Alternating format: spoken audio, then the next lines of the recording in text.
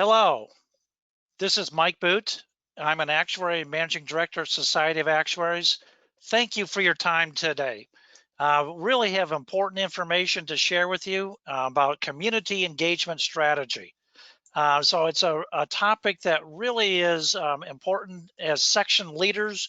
We want you to hear some of the information. We've shared different pieces at different times, but it really is important information we want to share. So as we do that, I'll just start with a couple housekeeping items. First of all, this particular webcast is being recorded. So we welcome your active participation. There are some people who couldn't make it this exact time. We want to make it available to them. So this is being recorded. Secondly, we're going to do a presentation. I'm going to be joined by Amanda Hug, who's the chair of the Community Engagement Strategy team, and she's going to lay out a lot of important information. And as she does that, we welcome questions. If you go on the right-hand side, there's a chat function, and in that chat function, you can type your questions. We will address those questions after we have gone through the presentation in total.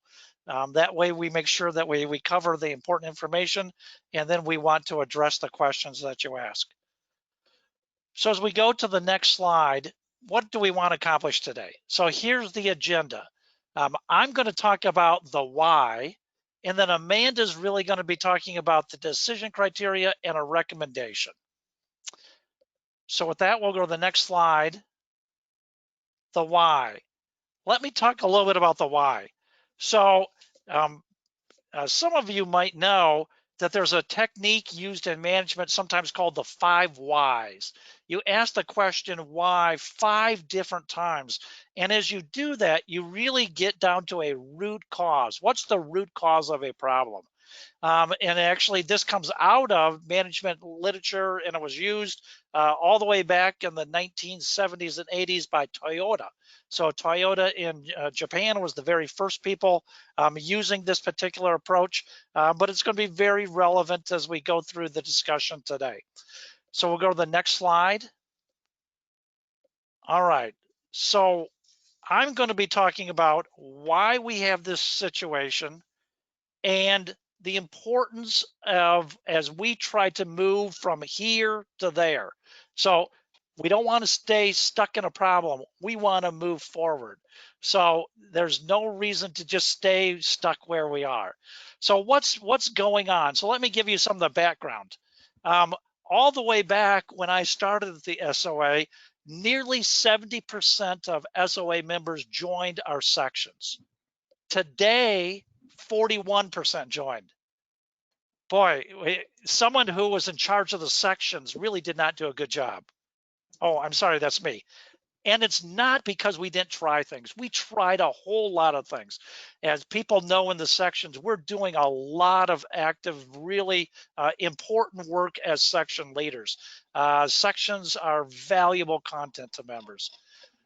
But why is it then? Well, if we look, the vast majority of our section members are within the US. So 84% of all the people who belong to sections are within the US. Contrast that, and just over 2/3 of SOA members actually live in the US. So a disproportionate number of people live within the US. And it's like, you know, even in the US, we're not getting the same number of people we used to. We look further at the next why. Well, a key reason is because our youngest members, millennials, generally about age 22, 23 to 38, 45% of SOA members now fit in that millennial category. But 65% of millennials are not section members. So in total, the number is 39%, but of millennials, even a smaller number are belonging to sections.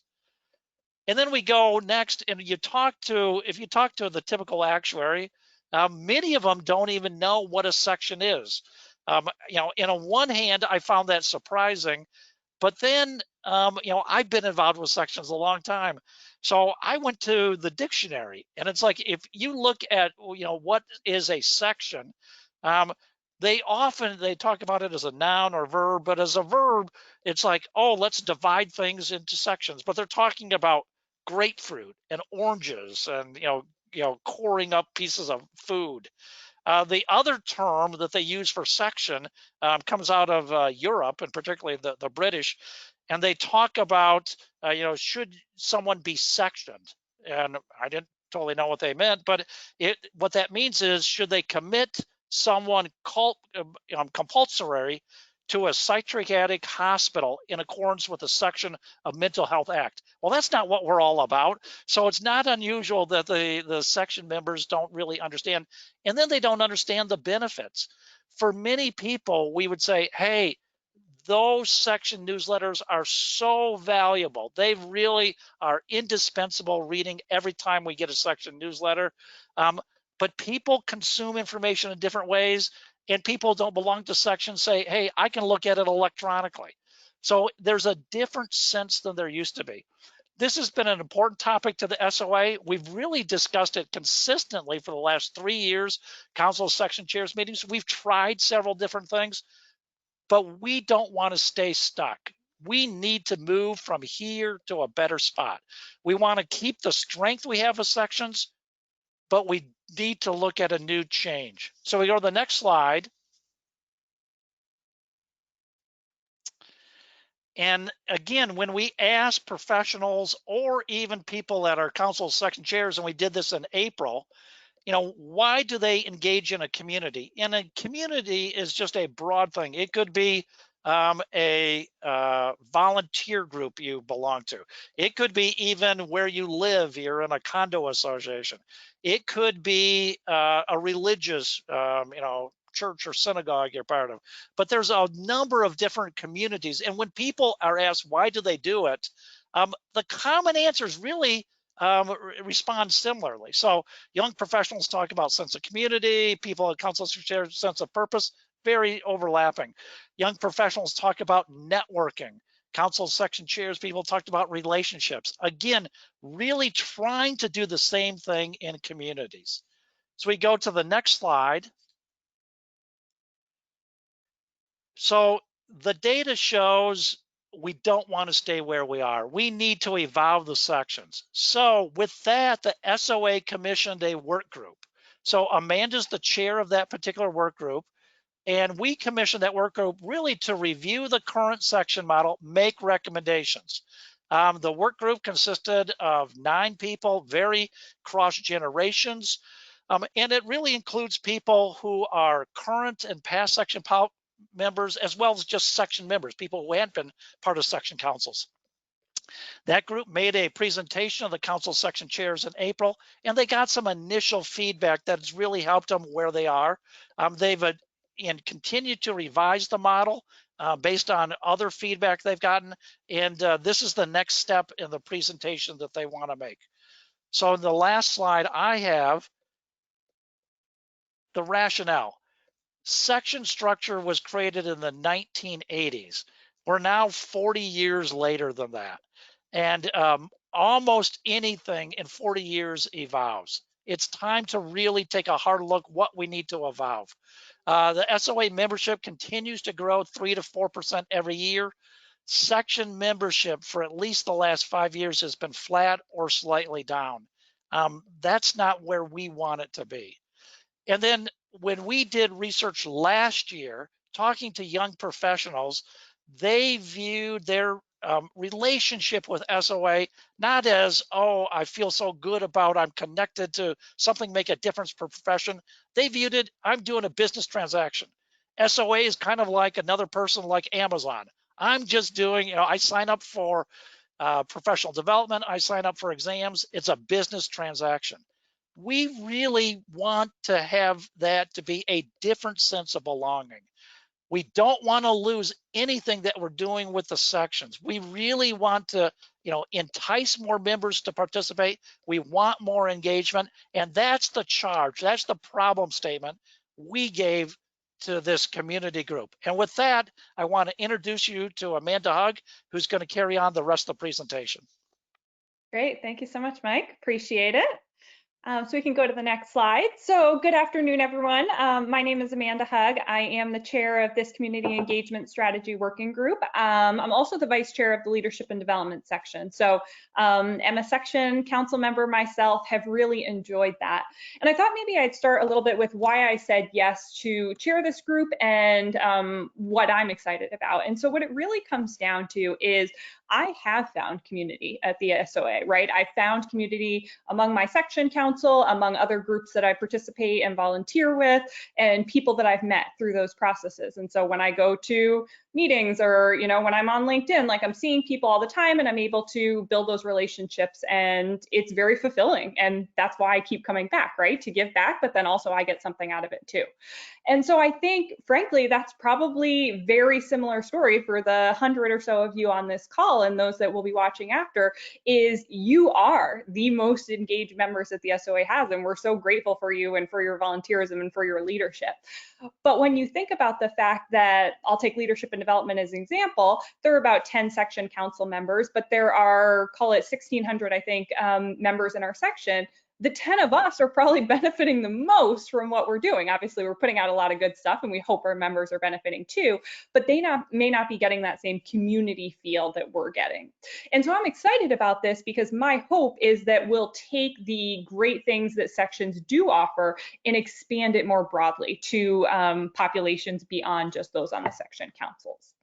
So that's kind of my why, I guess. And so I'll jump right into the decision criteria. So let's flip to the next slide. And just to reiterate, this was the problem statement we got from the SOA, everything that Mike just talked about, trying to increase member and community engagement.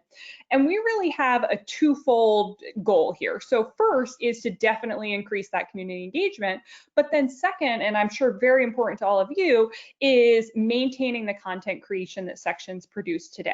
So that's a big part of what we do as section councils, is put out webcasts, podcasts, sessions at meetings, newsletters. For example, the Stepping Stone is 20 years old. And I know many of the other newsletters are as well. And so people really enjoy those and get value out of those. So we do not want to lose those. If anything, we want to expand it. So that's kind of our twofold mission. And so next slide is the decision criteria that the group said, you know what, we're going to be vetting a lot of different options. We can go in a lot of different directions with this. We all need to be aligned on what criteria we're going to make decisions on.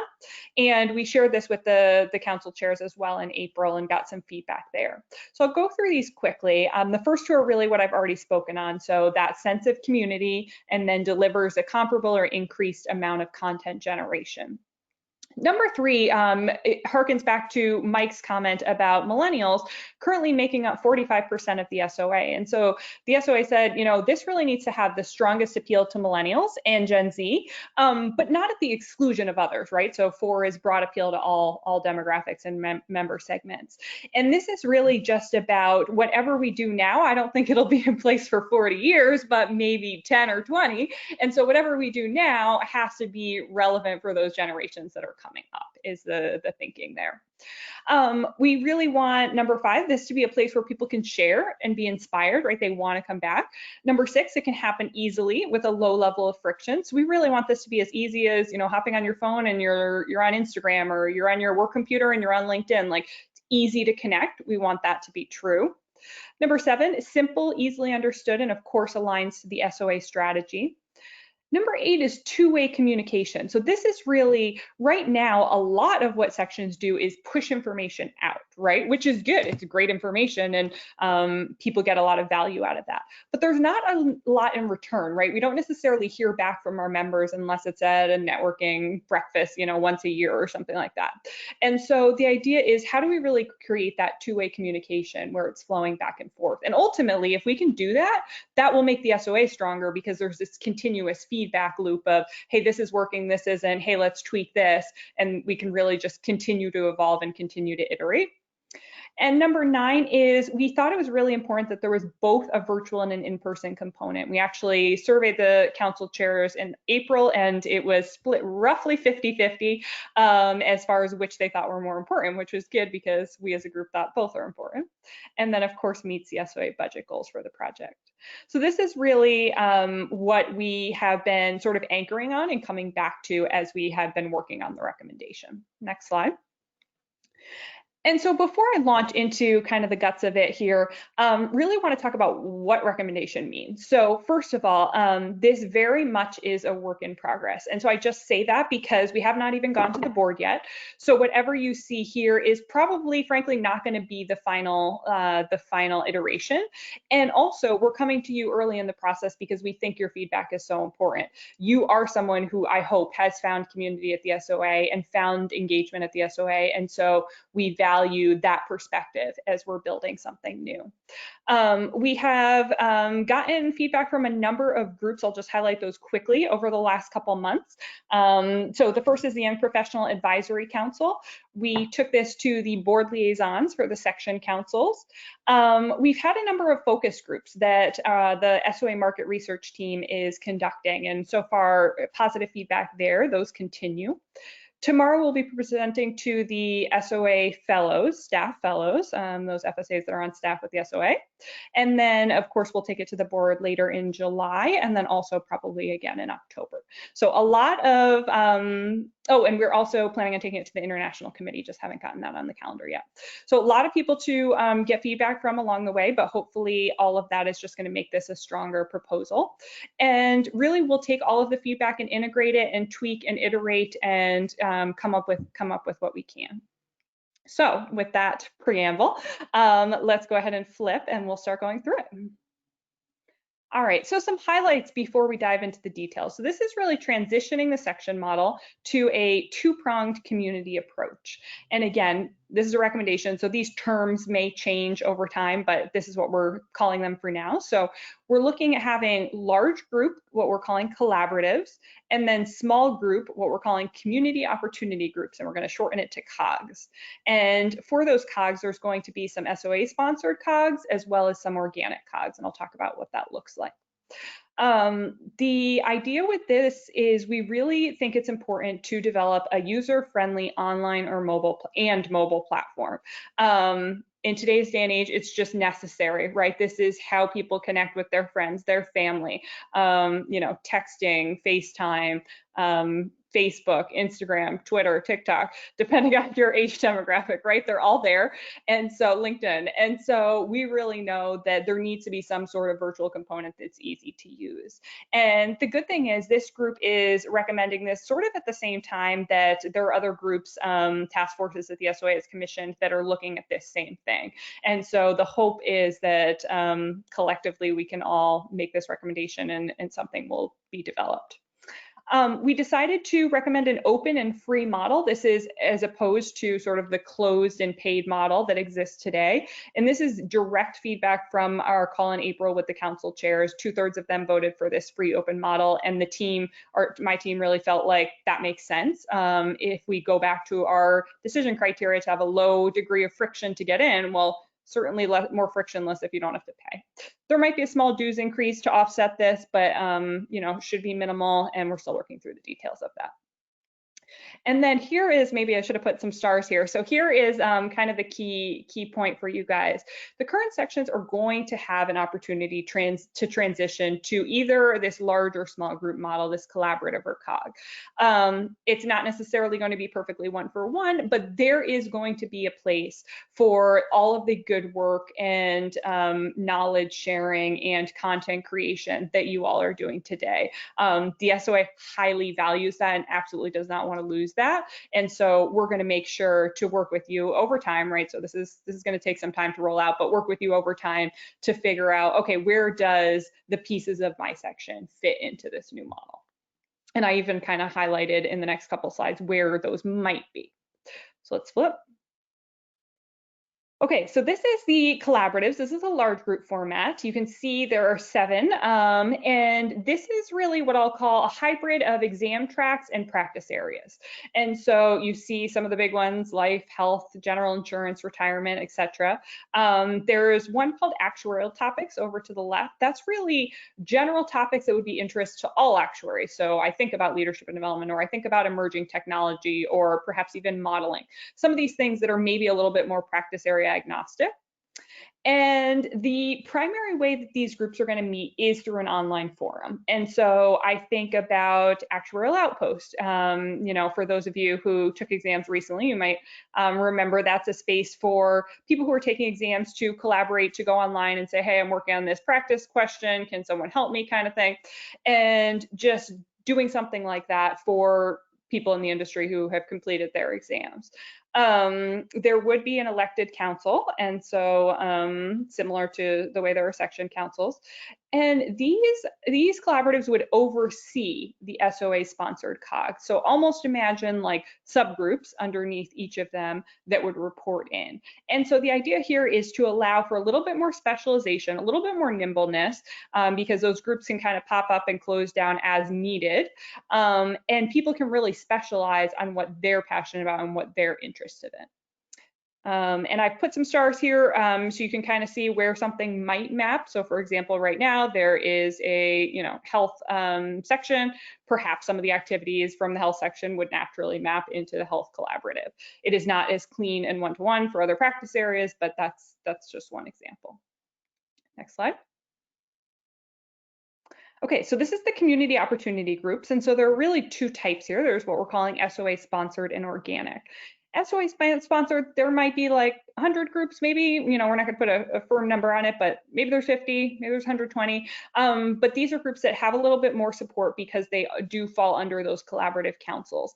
And the councils would actually approve their group charter. So if you want to be one of these sponsored, you would have to get your charter approved, and then the collaborative would appoint a leader. There's not going to be section councils for these. We think that that's a little too cumbersome. So it's really just going to be a leader, and then perhaps, different people on the team will assume different roles in more of an informal way. And then the organic cogs are going to be popping up all over the place. I hope there's hundreds. I hope there's thousands, to be honest, because the more there are, that means there's the more people that are involved. And this is more group run. So the group says, what is our charter? Why do we exist as a group? Who do we want our leader to be? And then they're off and running. They'll have some, technology platforms that they can use, hopefully, from the SOA, but less kind of hands-on support, and they won't report up to one of the collaboratives. And these will meet primarily via video calls. So think about your council calls today, right? I know some people turn their video on, some don't, but the idea is to promote that so people can connect in a real, face-to-face kind of experience, and in person when possible. And then no council, this would just be these appointed leaders. And again, I have stars here because it's possible that the activities of some of these sections would funnel naturally into either an SOA sponsored COG or an organic COG. So again, it's a place for everyone. Details still to be worked out as to where exactly all the different groups fit, but don't want to lose anything we have today. Next slide. All right, and here are some examples. So thinking about the SOA sponsored COGs, I talked a little about knowledge sharing, right? And so, for example, the Medicare community, I think there's an existing one actually right now under the health section. And so they meet once a month just to share knowledge, talk about hot topics. That might be the kind of group that continues. Content creation. So this is a big one, and I'll even talk about it a little bit more on another slide. But this is really a space for most of the work that's happening in section councils right now. And so the idea is to create these COGs that are just focused on content. And then we also have what we're calling sort of this influencer champion idea, where they're really people who are well networked, people who are outgoing, people who want to bring people in and get them excited. And hopefully that can help also increase some of the engagement that we have today. And then in kind of the blue further down, you can see specific examples, like an international COG will probably pop up, maybe a taxation COG, there might be a country specific COG like China. And then over to the right are the organic COGs. And this is actually my favorite, probably section of what we're recommending here. And we came up with this idea because we heard that there were all of these sort of organic groups that of actuaries who, were friends and also had a shared interest in something that might not be work related. And they started getting together and going on winery tours. And then they were traveling up to upstate New York to put all the stamps in their book for wineries. Or I just actually messaged with someone on LinkedIn today who told me, hey, I actually have a couple friends who are actuaries, and we always meet up after the annual meeting. We do martial arts together. And I was like, that's so cool. I love that you do that. And so the idea is, can we help facilitate and create a space for even more of that? Because we think that that's great, and we think that in some cases connecting over non-work things is actually more powerful and more community driven than connecting over a work topic. That said, of course, there's also plenty of work topics to connect over, which is why you see kind of the hot topics there. Right now there is, or I guess not right now, but right when COVID hit, there on the SOA Engage site, which I believe you all have access to as council members, there was a sort of quick group that popped up that wanted to talk about IBNR claims for COVID. And so people started meeting and that group popped up. It might not need to be in existence forever because that's kind of a current situation. But the idea is, let's create space for that where people can do that. And there's a platform for them to find the other people who want to do that, right? Local networking. So perhaps I just moved to Singapore or Toronto, and I want to know who the other people are that just moved to those cities, because frankly, everyone else already has friends and I'm looking to meet some people. And so maybe it's outside your company, but then even if it's only 5 people moved to Toronto that year, right, you have an opportunity to build relationships across companies. And then life stage. So we have someone on our team who's, taking exams as a new parent, and he's like, man, this is brutal. I would love some advice from other parents. And so this is just to give you a flavor. These are limitless, can take them in any direction that makes sense for people that are interested. Next slide.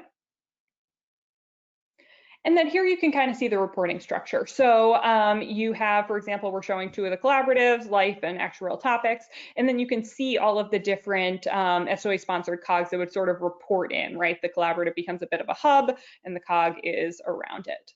And then the organic COGs are a little bit more floating. They are more pop up, close down, just depend on the need and the interest of people in the group. Next slide. Okay, so from a platform standpoint, I don't want to bore you with these details, but I just want you to know we're thinking about them. So as we talk about a platform that allows this sort of robust community connection and really facilitates people connecting on shared interests, we understand that there is probably going to be some spend and some technology required. So we've laid out here, it needs to be low friction, it needs to be easy to access profiles, because you want to meet up with people, you see their face and you feel comfortable and you read about their background and you realize you have similarities. I actually have been having a number of people recently reach out on LinkedIn and just say, hey, we went to the same school, or hey, you're chief of staff and I'm chief of staff, and I didn't think there was anyone else in the actuarial space that was, let's talk about that. And so LinkedIn's a great space for that, but is there a way to facilitate that from an SOA standpoint? Easy user interface, mobile friendly, easy to navigate, transparent. And so these are just some of the things we're thinking about as far as platforms go. I do have a question. I'm going to pop back to the reports into slide, since someone asked, when you say a COG reports into a collaborative, what does that look like and why is there a reporting relationship? Really, this is twofold. One, this is for a little bit of governance, right? So if we're going to have SOA sponsored COGs, there needs to be some sort of governance, just like there's governance today with section councils for sections. But then also it's really about support. So, if there is a COG that is working in a health capacity, they will have the support of the whole health collaborative behind them. So governance and support. All right, let's flip next. Okay, content creation. So I alluded to this, but since content creation is such a big part of sections, wanted to go into a little more detail. So when I think about some of the things that councils do, I put them in a couple buckets. There are meetings, there are newsletters, webcasts, podcasts, and then there's a lot of other content as well that we'll kind of handle on a little bit of a more case-by-case basis. So for the meetings, there are two meetings right now that are handled in more of a hub way, and then there are 2 that are a little bit more disparate. And so what I mean by that is, right now I think the annual meeting, each section gets slated, you get X number of spots and you go and recruit and you do those, versus the health and val act are more, hey, nominate someone to be on this team and the team is going to collaboratively work together to figure out what the right mix of sessions are. And you might not get your slotted 4, right, if you're a section council. You might get 2 based on the year, or 5 based on the year, whatever the hot topic is. And so we're recommending that basically there's a cog for each meeting. People that are really passionate about putting on great, fantastic meetings, they can think holistically about how the meeting works, just like those Health and Val Act people do today. And the idea is it's a little more seamless, and it also allows people that are really passionate about sourcing speakers and sourcing this kind of content to get involved. I think one of the things I was at least surprised about when I joined the council is I didn't realize how heavily involved that the council members are, down to the nitty gritty of, picking out what speaker is going to speak on Monday at 3:30 at the annual meeting, which is fine. I personally enjoy that, but I know that might not be everyone's top interest. And then there might be people that aren't on councils today that would be really passionate about that, or people who are really well networked and would be able to source some great speakers. So that's the idea for the meetings. And then for newsletters, webcasts, and podcasts, we are recommending actually that each collaborative has a cog for each of these. So for example, the Life Collaborative would have an article generation cog. They would have a webcast generation cog, and they would have a podcast generation cog. Again, back to that point that people can really specialize on something they're really passionate about. I have a friend who's on the Reinsurance Council, I hope she's listening, who is just fantastic at podcasts. And she's just always inviting me to participate, like pushing them out on LinkedIn, and she loves it. And so, is there a space for finding more people like that who just really love that platform and that medium and getting them involved? Similarly, health would have an article cog, a webcast cog, a podcast cog. You get the idea. So that would result in 7 different article cogs, 7 webcast cogs, and 7 podcast cogs. And the idea here is that this would really allow us to sustain the content generation that we have today. And then all their content, like I said, would be kind of handled individually. I do have a question that popped up that's a little bit more general. What is the time horizon that these changes are expected to be made by? And I would say there is a bit of a lead time on this, right? This is a big change, and we need to do all of our due diligence and make sure that a launch and a rollout is successful. We also have to make sure that the virtual platform is up and running and working. So be thinking like a year out at least, probably late 2021. No firm promises there, but that's kind of where we are. Another question on the content generation: will someone oversee liaising between the different content generation cogs in case there is overlap? Since today we do repurpose some content. That's a great idea. That I would say is like a detail we haven't considered, but exactly the reason we're having this conversation, and those are the kind of things that we want to capture and we want to start thinking about. I would say we need to get like 4 levels down into this. We're maybe at level like 1.5, and as we proceed through the coming months, we'll be digging even deeper to make sure we're thinking about those. Someone said, I hope they're not being sarcastic. How is that what happens to newsletters like the amazing Stepping Stone? Well, I am very biased and do think Stepping Stone is great, but to be determined. To be honest, we probably will retire some of these the way they're marketed and pushed out today, because there actually is a lot of overlap between some of the newsletters, and so we want it to be more seamless for our members, where they're receiving all articles kind of in the same way. Whether that's through SOA Weekly or a different platform is kind of still to be determined, but probably retired, but not for sure. So something we're still working out. I have 2 more slides I think I needed to get through. I'm going to pause on questions and let's go through those slides, and then I'll come back. Next slide, please. Okay. One more slide. So phase 2 recommendations. So everything I've talked about up until this point would roll out with phase 1, which again, probably wouldn't be for a year plus. And then geographic communities. So this is a piece that we said as a team is really important, right? So 1, people like to meet in person. They like to meet with people that are in their geography. But then 2, as Mike mentioned, one of the challenges with sections today is we don't have great international reach. And so we know it's so important that whatever we do here hits that mark. But there are a couple things to think about. So we said, first of all, for the US right now, the SOA is working on a pilot to partner with actuarial clubs that are already in existence. Obviously, these are different depending on the area of the company. Some are pretty, well run and don't need a lot of SOA support, and some are requesting a lot more. And so we really felt like, we can't come and just put something on top when there's already this community that exists with the local clubs. And so let's see how that pilot goes, and then pivot from there and make some recommendations after that. And then internationally, what we're thinking is that we probably will have a few international COGs to start, but then we're going to encourage some of these local COGs to form organically. And then we're going to get feedback on those organic COGs, what works, what doesn't, and then hopefully partner even better in the international space so that we can do it right when we start. So that's phase 2. I think that's the last slide. Can you just flip to make sure? Perfect. Okay. So those are my formal remarks. I'm getting a bunch of questions here, so thank you guys for your interest. I'm going to start going through these as best I can. And feel free to continue writing in. So there was a question, how is that interacting with the strategic research programs? Okay, I'm not sure what that is, but I will just mention that the strategic research programs would be an example of sort of other content generation or other projects that the councils are doing today, and also something we don't want to lose. And so that will be a piece that we'll have to figure out, okay, where does that map in the new structure? This is more of a comment than anything. I'm not sure I love the idea of the COGS for articles, webcasts, podcasts. I do like that each collaborator would have these communication vehicles, but maybe the COGS could submit ideas for these things up to their assigned collaborative.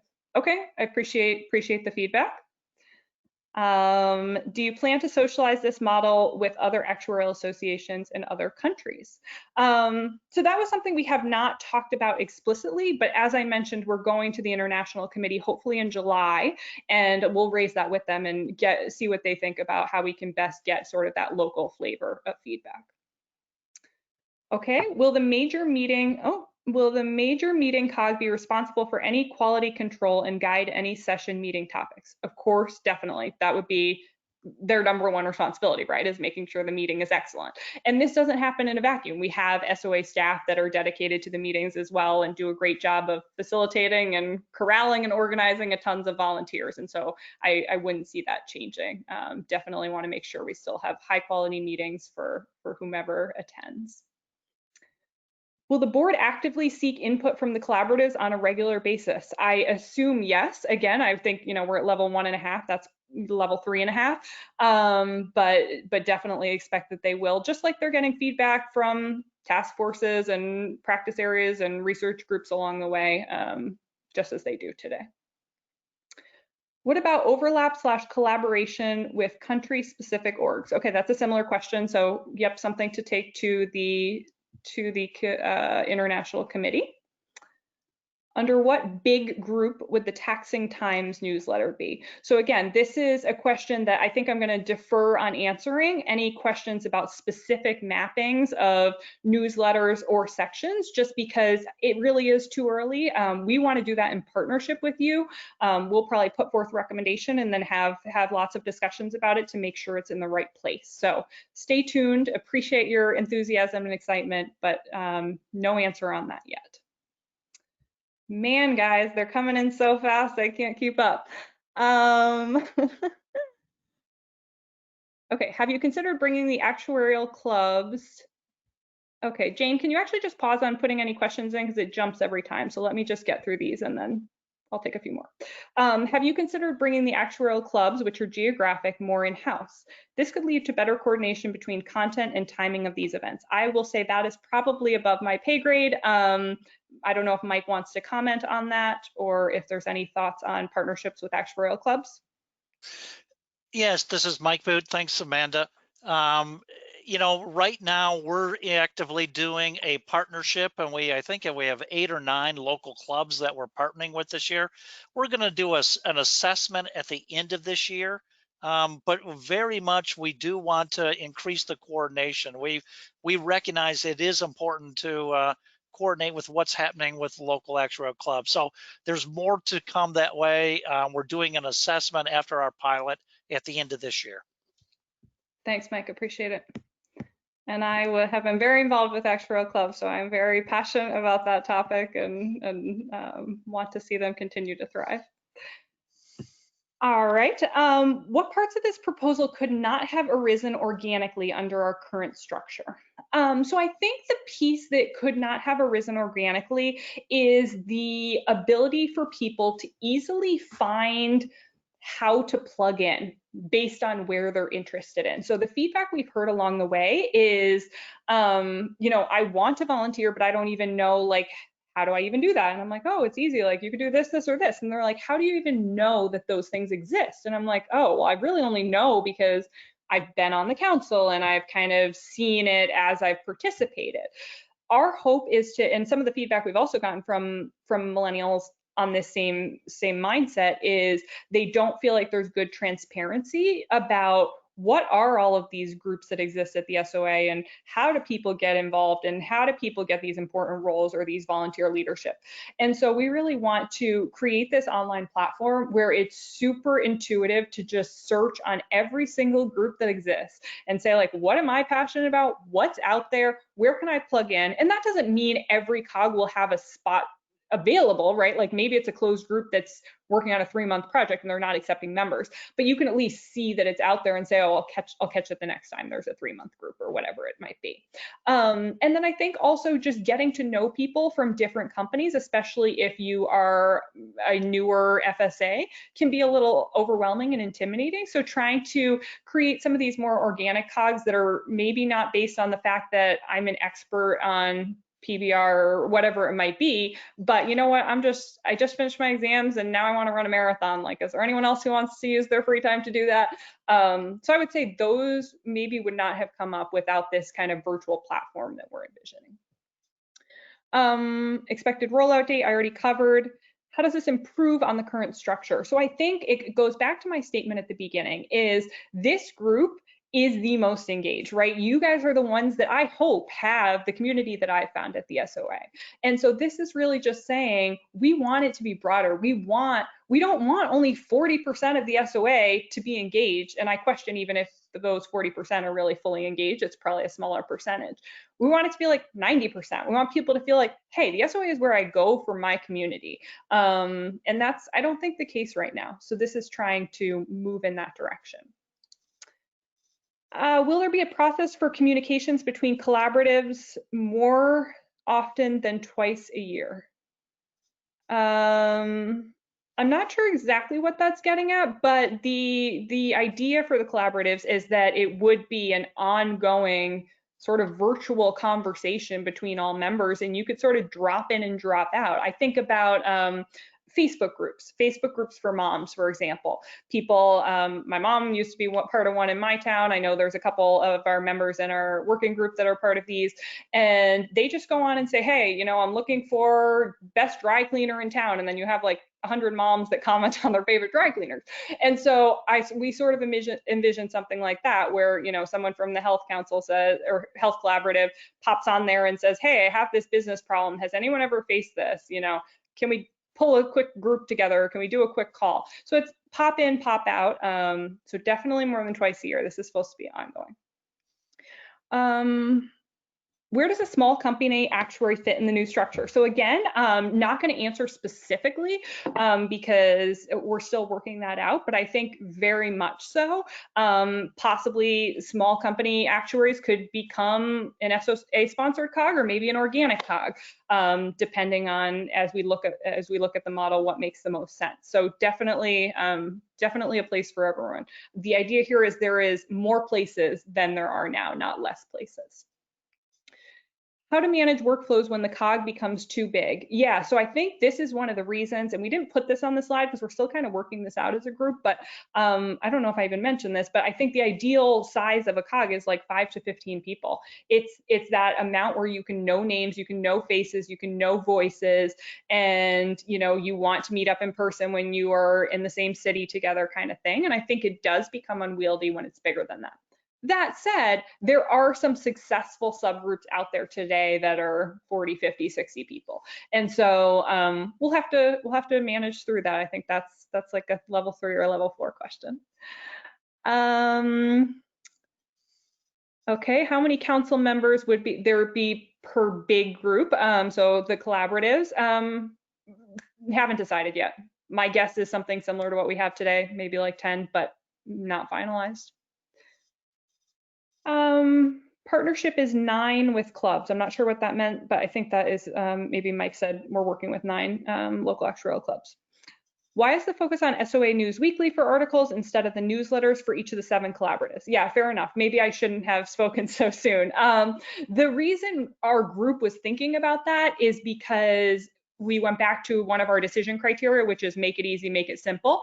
And for us, it made more sense that you get all your SOA news in one place as like a member, instead of getting, right now I'm a member of like 6 different sections, and so I'm getting like AOF, I'm getting L&D, I'm getting E&I.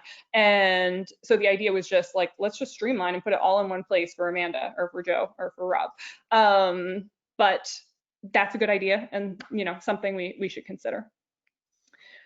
Knowing And that Amanda, on that point, you talked about the platform is so vital to this, and that really ties very much. When there is a good platform, that platform can be personalized to people and pull just the things they want.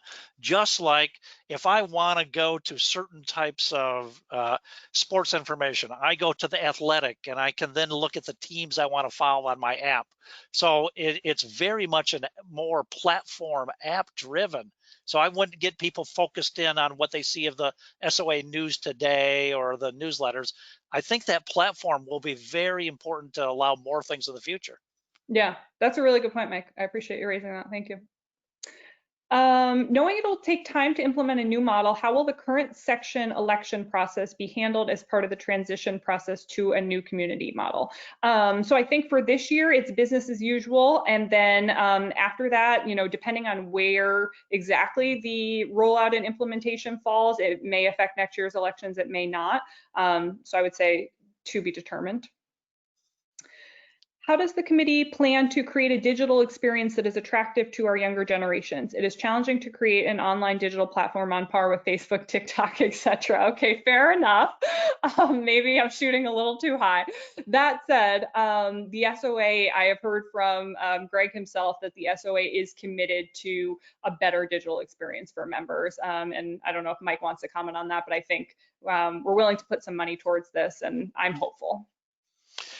I agree. So this is something that the SOA has been talking about for some time. So I appreciate the recommendations coming from this group, but we've heard this from a couple other sources as well, that it's so vital for us to evolve the way we communicate. So right now we're very dependent on email, and a small minority of our email gets to all our members that way. So that type of way that we can really do it, quite frankly, it's surprising. It can take some real money to do those type of nice platforms that do it, but it's an investment for the long term, and we're seriously looking at that.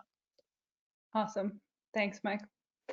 Question here, what is being lost that exists today under this structure? So the optimist in me wants to say nothing's being lost, it's only a gain.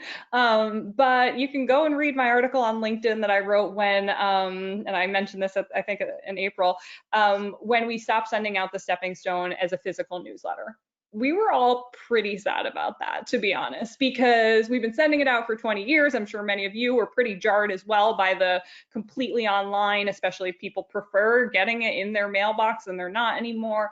So I would say like there's a little bit of nostalgia associated with people who have been part of sections for many years. I think about like the board members, most of them came up through sections. And so it's hard to say goodbye to something that has served a good purpose and that has given you community. But my hope is that it's just like leaving a job that you loved. Like you're sad to leave the job, but you're looking forward to the next opportunity. So hopefully not too much loss there. Could you comment about the links between the large group? For example, an investment for pension initiative. Could an SOA sponsored COG be a joint venture between 2 large groups? I assume this would be TBD. You're speaking my language. I think it would be TBD. I think that's like a level 3 question, but I don't see why not. Would need to work out the specifics.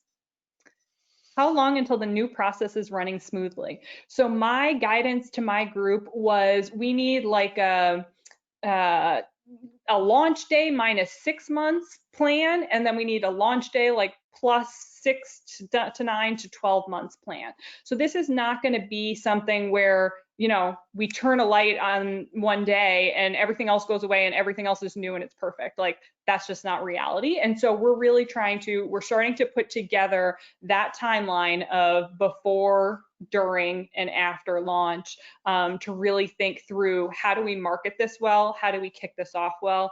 Who are our influencers to drive adoption? And frankly, the 100 of you on the phone, I hope, are going to be my best influencers. So yeah, start thinking about yourself in that light, because you have done some really great stuff with the SOA. And I think to get to be part of sort of this new wave and this new chapter, I would love to have you all come along for that. Are we being transparent to the section election candidates? They are running for 3-year terms, but it appears we know it will be less. I will turn that over to Mike. Thank you, Amanda. So this is an interesting question. This section election, we are running as normal.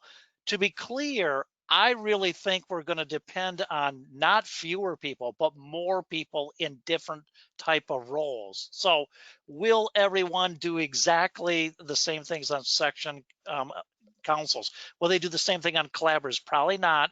But I think that there will be a transition where everyone who's a section council member is able to transition and slot to an appropriate spot. So remember, not only is there a group overseeing collaboratives, but there are all those groups that are putting together the sessions for the meetings, the sessions for the newsletters, the podcast. There are going to be different roles. We need people. So it will be a different type thing. And in fact, even in we did a webcast for the people running, and we indicated things are going to evolve and things will be different as you do it. So we understand there will be transitions for everyone as we do this.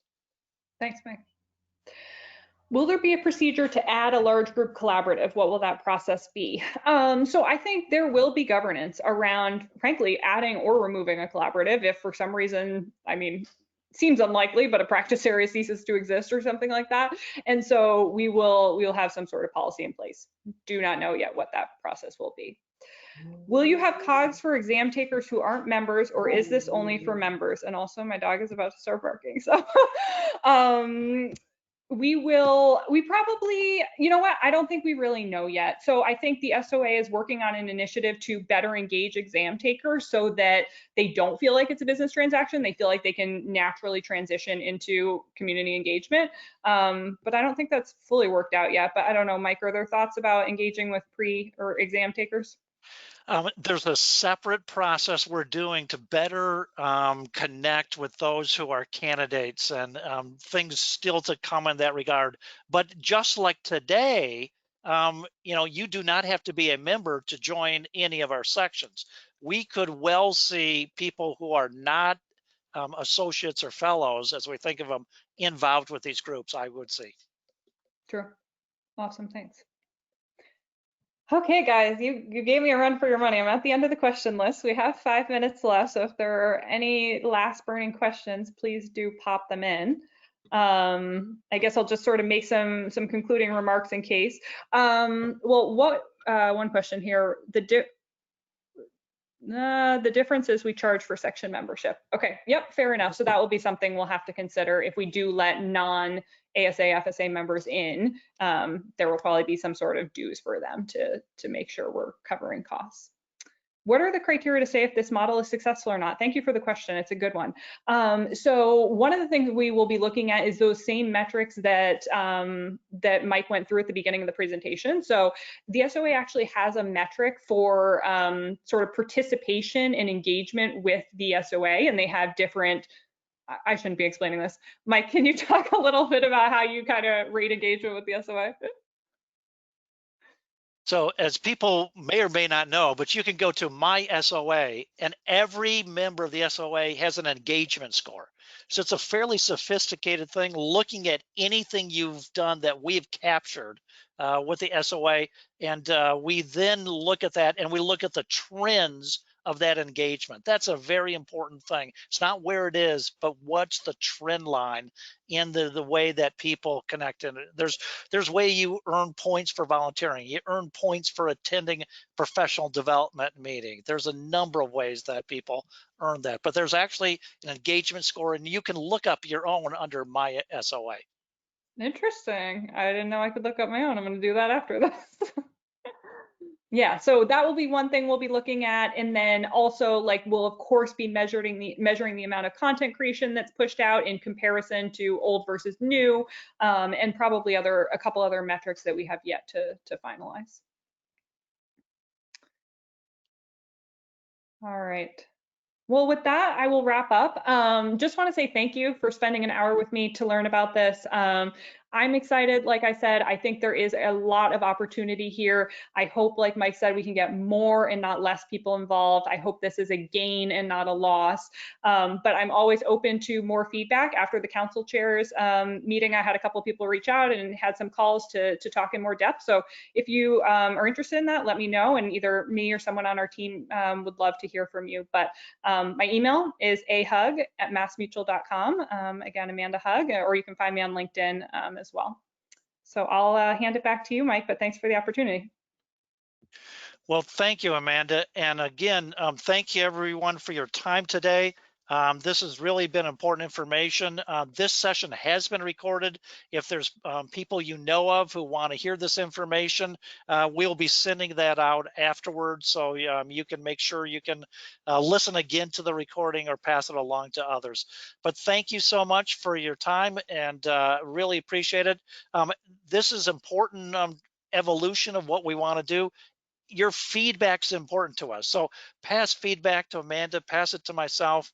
We really do want to hear your reactions, what things, the questions were very engaging. Those are things we want to make sure we do as we go forward. So thank you. And with that, I will close off today's webcast. Thank you. Bye-bye.